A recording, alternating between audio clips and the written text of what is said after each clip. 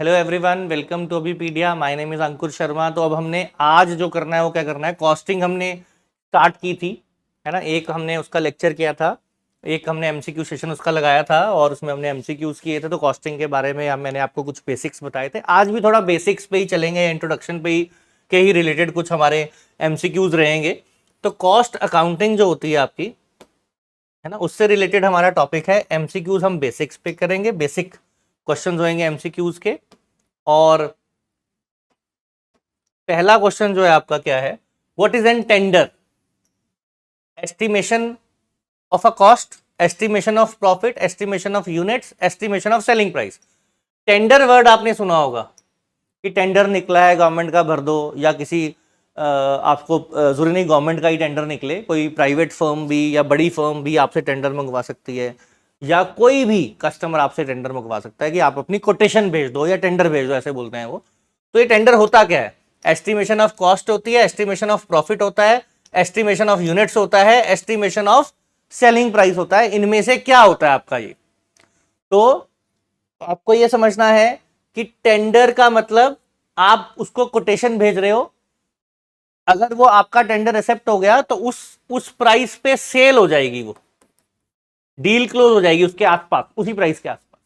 तो it means आप क्या कर रहे हो, estimation of tender is an estimation of tender price. आप किसी को भी भेजोगे, कोटेशन भेजोगे, तो it is an estimation of a selling price, कि उस सेलिंग प्राइस के आसपास जो है आप जो है उनको क्या कर रहे हो, आप उनको बोल रहे हो कि उनसे उन्होंने आपसे टेंडर मंगवाया और आप अपना सेलिंग प्राइस उनको सबमिट करते हो। तो tender is estimation of selling price of the product.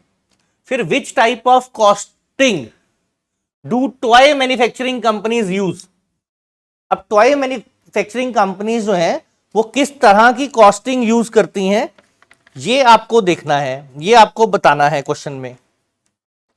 तो टॉय मैन्युफैक्चरिंग कंपनीज के बारे में आपको बताना है कि ये कौन सा यूज करती हैं, कौन सी कंपनीज जो है, ये जो कंपनीज हैं टॉय मैन्युफैक्चरिंग कंपनीज, इनमें से मल्टीपल कॉस्टिंग यूज करती हैं, प्रोसेस कॉस्टिंग यूज करती हैं, यूनिट कॉस्टिंग यूज करती है, या बैच कॉस्टिंग यूज करती है। तो ये टॉय मैन्युफैक्चरिंग कंपनीज जो है, ये आपका इनमें से कौन सी जो है, कौन सा प्रोसेस, कौन सा कॉस्टिंग का तरीका जो है वो फॉलो करती हैं। तो आपको ये समझना है, देखो टॉय मैन्युफैक्चरिंग कंपनी जो है बैच कॉस्टिंग जो है वो फॉलो करती है। अब ये बैच कॉस्टिंग कुछ और कंपनीज भी फॉलो करती है, जैसे टॉय मैन्युफैक्चरिंग कंपनीज हो गई। टॉय मैन्युफैक्चरिंग कंपनीज के अलावा आपका जो ये बैच कॉस्टिंग है, ये इंजीनियरिंग कंपोनेंट्स होते हैं, कंपोनेंट्स जो मैन्युफैक्चर करते हैं कंपनीज, वो ऑटोमोबाइल कंपोनेंट्स जो बनाती हैं, वो प्रोसेस फूड्स वाली, मेडिसिन में, है ना। अब इसका मतलब होता है पूरा का पूरा बैच जो है वो बनता है एक बारी में, और उसका फिर वो बैच का नंबर हो जाता है कि इस लॉट में या इस बैच में ये सारे जो हैं एक साथ बने थे, ठीक है। तो मेडिसिन में, बिस्किट और मैन्युफैक्चरिंग कंपनीज भी ऐसा करती हैं, टॉय मैन्युफैक्चरिंग तो करती हैं, इनके अलावा मैंने और भी बता दिया। तो इसमें क्या होता है, बैचेस में बनता है, और उन बैचेस को एक स्पेसिफिक नंबर दे दिया जाता है कि ये जो मतलब हर एक बैच में बनेगा, फिर नेक्स्ट प्रोडक्शन अगले बैच में होगी, ठीक है। बैच वाइज प्रोड्यूस करते हैं। तो ये जो है आपको मैंने बता दिया कौन कौन सी कंपनीज हैं जो बैच कॉस्टिंग यूज करती हैं, ठीक है। तो ये आपको थोड़ा सा ध्यान रखना है। तो एक एक लॉट में या एक एक बैच में वो प्रोड्यूस करते हैं, फिर वो जो बैच होता है उसको नंबर दे दिया जाता है, फिर नेक्स्ट बैच है उसको भी नंबर दिया जाता है। तो आप जो है सेम जो बैच की चीजें होंगी वो बिल्कुल एक जैसी होंगी, उनमें कुछ भी चेंज नहीं होगा। फिर with what are direct expenses also known as. Direct expenses जो होते हैं आपके, इनको आप, इनका दूसरा नाम क्या है आपसे ये पूछा है। ओवरहेड एक्सपेंसेस है, सन्ड्री एक्सपेंसेस है, चार्जेबल एक्सपेंसेस है, या मेजर एक्सपेंसेस है। इनमें से डायरेक्ट जो आपका एक्सपेंसेस है, वो डायरेक्ट एक्सपेंसेस हैं, उनको और क्या बोलते हैं? पहले तो डायरेक्ट एक्सपेंसेस होते क्या हैं ये मालूम है आपको? क्या बताओ जरा, आपको मालूम है तो डायरेक्ट एक्सपेंसेस क्या होते हैं? डायरेक्ट एक्सपेंसेस जो हैं वो इनकर किए जाते हैं, किस तरह के एग्जाम्पल होंगे? जैसे जो स्पेशल मोल्ड्स बनते हैं, जब आपको प्लास्टिक, आपने देखा होगा प्लास्टिक के अलग अलग डिजाइन होते हैं, उनके लिए मोल्ड बनाए जाते हैं, है ना। तो वो जो मोल्ड होते हैं जिससे वो डिजाइन बनाया जाता है, डिजाइनिंग की जाती है उस पार्ट की, है ना। मोल्ड होती है जिसमें प्लास्टिक को रख के फिर वो फॉर्मुलेट किया जाता है, ऐसी चीजें मोल्ड, स्पेशल मोल्ड्स हो गए, डिजाइन हो गए, टूल्स हो गए, ये सारी चीजें क्या हैं आपकी डायरेक्ट एक्सपेंसेस में आती हैं, directly related to production processes. वो सारे एक्सपेंसेस जो हैं वो डायरेक्ट एक्सपेंसेस होते हैं, है ना। इसमें अब इनका नाम क्या है, इसका नाम, दूसरा नाम होगा चार्जेबल एक्सपेंसेस। डायरेक्ट एक्सपेंसेस का दूसरा नाम जो है वो क्या होता है आपका चार्जेबल एक्सपेंसेस होता है।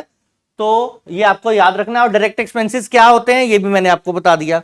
वो सारे एक्सपेंसेस जो स्पेसिफिकली पर्टिकुलर प्रोडक्ट के लिए किए जा रहे हैं, पर्टिकुलर जॉब के लिए किए जा रहे हैं, पर्टिकुलर प्रोसेस के लिए किए जा रहे हैं, उनको डायरेक्ट एक्सपेंसेस बोलते हैं।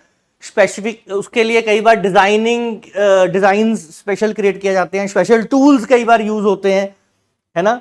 और कई बार क्या होता है टूल हम हायर भी करेंगे, है ना। स्पेसिफिक टाइप ऑफ टूल कई बार बाहर से हायर करना पड़ जाता है। तो वो सारी तरह के एक्सपेंसेस जो है वो क्या होंगे आपके चार्जेबल एक्सपेंसेस, या क्या बोलेंगे उनको डायरेक्ट एक्सपेंसेस बोलेंगे। तो फोर्थ क्वेश्चन आपका, फोर्थ क्वेश्चन क्या कहता है, which cost is incurred even when company is closed. Company close कर दी आपने और फिर भी वो खर्चे होते रहेंगे, उसको संक कॉस्ट बोलेंगे, कन्वर्जन कॉस्ट बोलेंगे, शटडाउन कॉस्ट बोलेंगे, या मार्जिनल कॉस्ट बोलेंगे।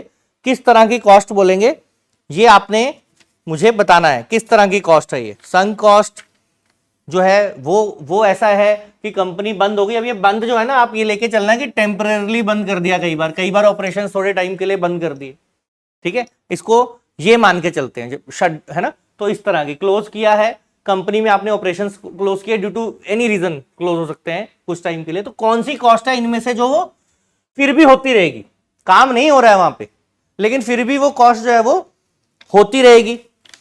बताओ जी कौन सी कॉस्ट है, मालूम है किसी को? तो वो होती है आपकी शटडाउन कॉस्ट। शटडाउन कॉस्ट क्या होती है, कंपनी के ऑपरेशंस बंद है लेकिन फिर भी वो खर्चे होते रहेंगे क्योंकि इतना बड़ा प्लांट है ना, और आपने ऑपरेशंस बंद किए लेकिन उसकी नॉर्मल वियर एंड टियर और बड़े सारे और फैक्टर्स होते हैं ना। बंद भी रहे तो भी प्लांट है, उसमें कुछ परमानेंट खर्चे तो फिर भी रहेंगे ही। ऑपरेशंस आपने बंद किए हैं, है ना, या शटडाउन करने का आपने डिसाइड भी कर लिया तो भी कुछ टाइम तक जो खर्चे होते रहेंगे, ऑपरेशंस ना हो रहे हो तब भी, ठीक है। और इसी के बाद मार्जिनल कॉस्ट होती है। तो मार्जिनल कॉस्ट क्या होती है मालूम है, जैसे जैसे आप, जैसे 2-3 कॉस्ट है ना, तो मार्जिनल कॉस्ट क्या होती है, जैसे जैसे आप मान लो 200 से आपने 220 यूनिट बनाए, पहले 200 बनते थे अब 220 बनाए, तो ये एक्स्ट्रा 20 यूनिट बनाने की जो कॉस्ट होगी उसको आप क्या बोलेंगे, मार्जिनल कॉस्ट बोलेंगे। फिर कन्वर्जन कॉस्ट क्या होगी, कन्वर्जन कॉस्ट मतलब आप जब मैन्युफैक्चरिंग करते हो तो क्या करते हो, रॉ मटेरियल को फिनिश गुड्स में बदलते हो ना, तो उससे रिलेटेड जो खर्चे हुए, है ना, कि आपने रॉ मटेरियल लिया फिर उसको आपने फिक्स्ड कॉस्ट में फिनिश गुड में चेंज किया, तो उससे रिलेटेड जो खर्चे होते हैं उनको आप क्या बोलते हो, कन्वर्जन कॉस्ट बोलते हो। ऐसे मैं बता देता हूं आपको क्या क्या होती है कॉस्ट ना, फिर थोड़ा इजी हो जाता है करने के लिए। और संक कॉस्ट क्या होगी, it is a cost which is historically incurred in past, plays no role in current और फ्यूचर डिसीजन मेकिंग। पहले आपने कभी खर्चा कर दिया, जैसे पहले मशीन खरीदी थी, खर्चा कर दिया, अब उस मशीन को बदलना है, मतलब वो तो खर्चा हो गया, उस खर्चे का कोई प्रेजेंट मतलब फ्यूचर का कोई आपने डिसीजन लेना, उसमें कोई उसका कोई रोल नहीं है। पहले आपने खर्चा किया, मशीन खरीद ली, अब आपने फ्यूचर में मशीन चेंज करनी है तो भी उसका कोई इस हिस्टोरी, ये संक कॉस्ट का कोई रोल नहीं है उसमें, ना तो फ्यूचर की डिसीजन मेकिंग में, ना ही कोई करंट की डिसीजन मेकिंग में। ना तो आज कोई डिसीजन लेना है उसमें ये संक कॉस्ट का कोई रोल होता है, ना ही कोई फ्यूचर में। पहले हिस्टोरिकल कॉस्ट होती है, पहले कभी आपने इसको खर्चा किया होता है। तो ये आपके सारे थे। तो इसमें से कंपनी क्लोज होने के बाद भी जो खर्चे होते रहते हैं उसको शटडाउन बोलते हैं। और यहां पे क्लोजिंग से आपने ये लेना है कि ऑपरेशंस क्लोज हो गए हैं, कंपनी के काम नहीं हो रहा है, ठीक। Which kind of the firm is which for which kind of the firm is process costing appropriate, इनमें से कौन सी फर्म के लिए प्रोसेस कॉस्टिंग एप्रोप्रिएट है? Brick laying firm, transport firm, hospital firm या आपकी ऑयल रिफाइनरी, इनमें से कौन सी जो फर्म है आपकी, किस तरह की फर्म है जिसमें प्रोसेस कॉस्टिंग आपके लिए ठीक रहेगी, प्रोसेस कॉस्टिंग की अप्रोच आपके लिए ठीक रहेगी, ये आपको बताना है।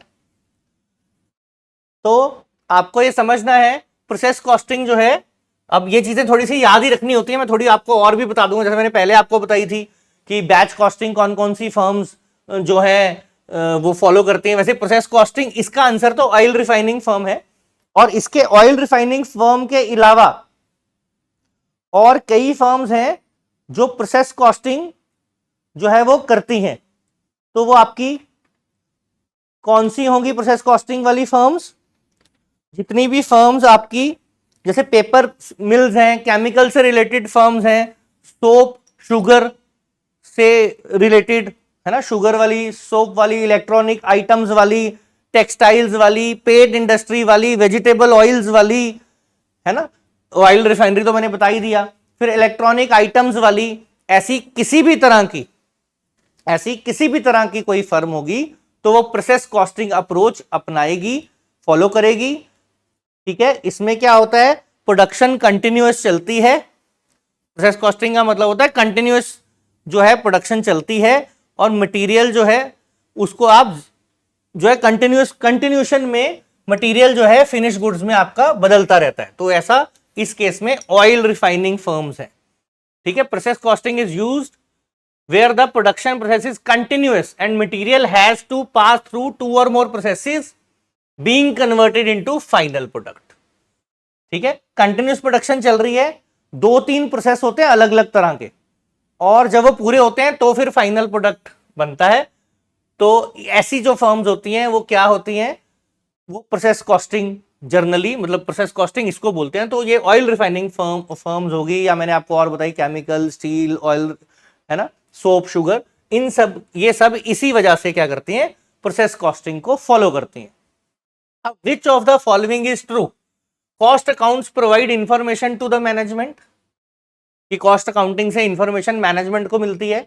Financial accounting provides information to external groups, shareholders, creditors, investors.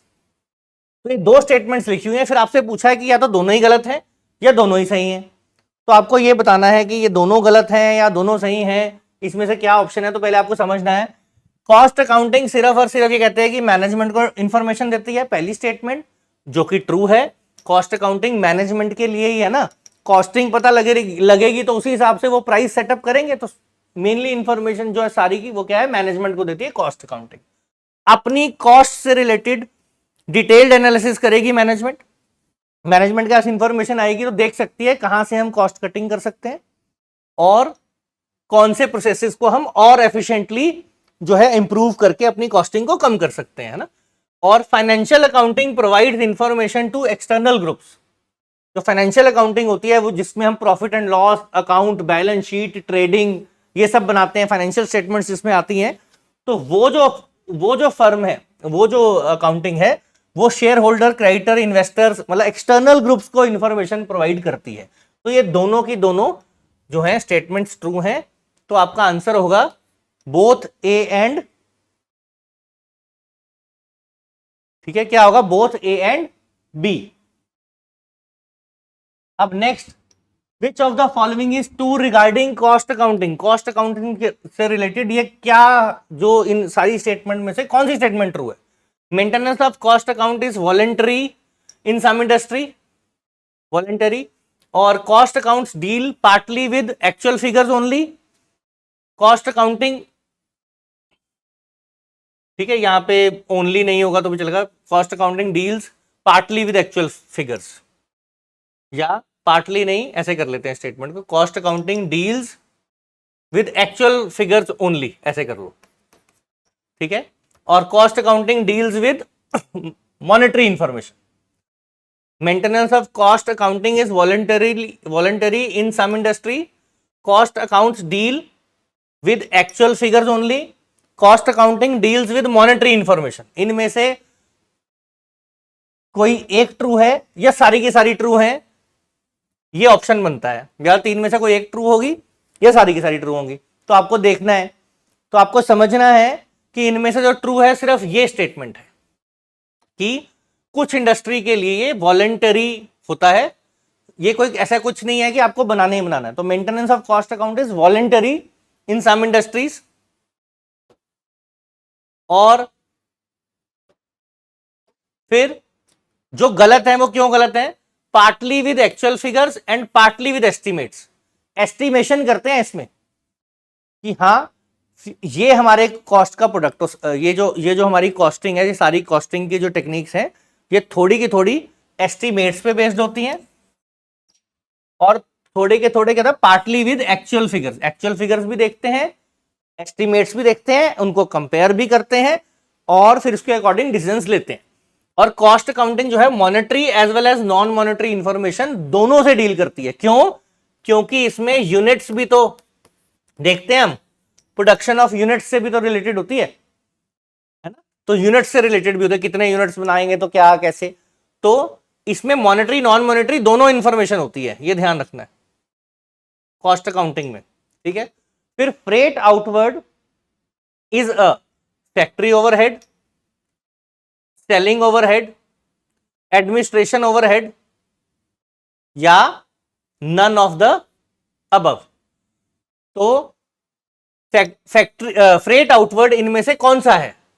Freight outward क्या होता है, जब आप सेल करते हैं तो सेल करते हुए अगर आप अपनी गुड्स को फैक्ट्री से बाहर सेल करते हैं तो उस टाइम आप फ्रेट पे करते हैं। नॉर्मली आप इसे कह सकते हैं उनको ट्रांसपोर्टेशन एक्सपेंस होता है। ये गुड्स को सेल करते हैं तो उसको जो ट्रांसपोर्ट कस्टमर तक पहुंचाना है उससे रिलेटेड जो खर्चा होता है उसको आप कहेंगे फ्रेट आउटवर्ड, सेल्स के टाइम पे।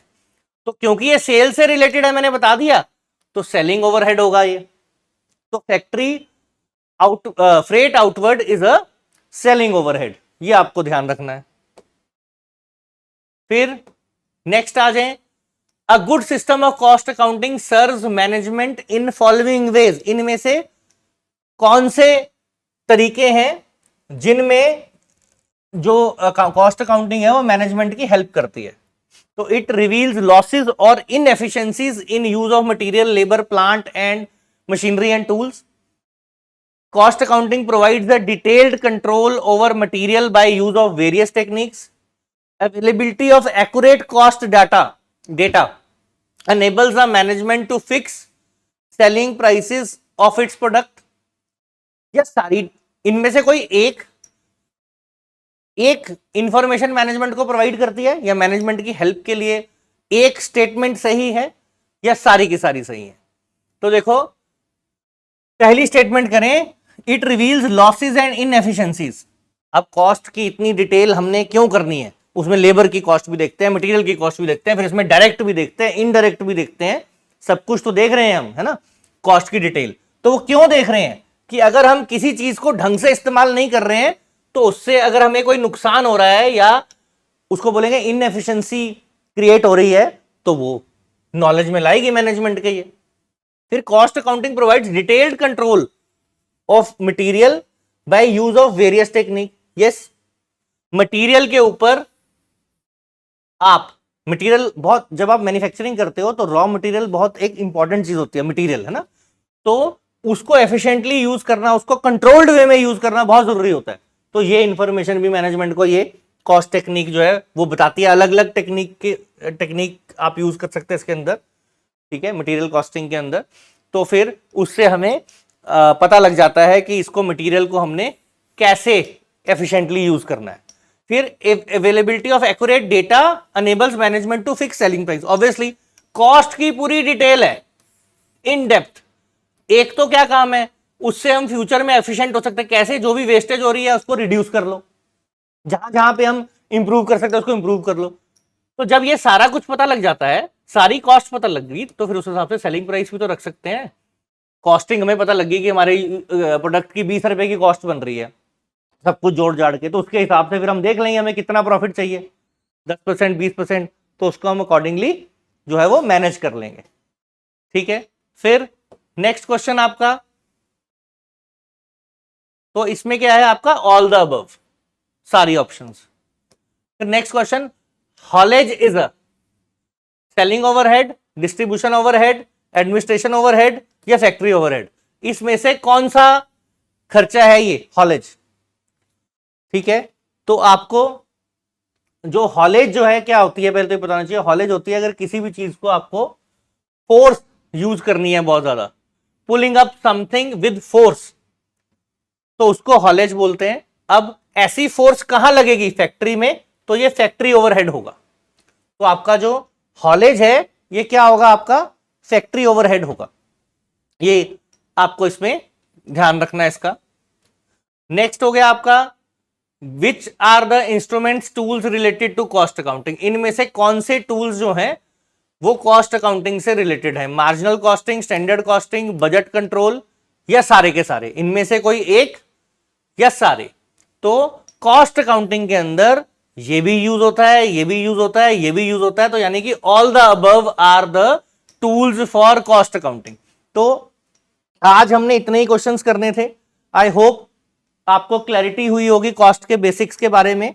तो नेक्स्ट सेशन जो है उसमें हम एमसीक्यूज जो हैं कॉस्ट में फर्दर टॉपिक्स पे लेके जाएंगे। अभी 2 सेशंस में तो हमने क्या किया, बेसिक किया, इसका बेसिक टर्म्स की, और फिर हम जो है नेक्स्ट क्लास में फर्दर करेंगे।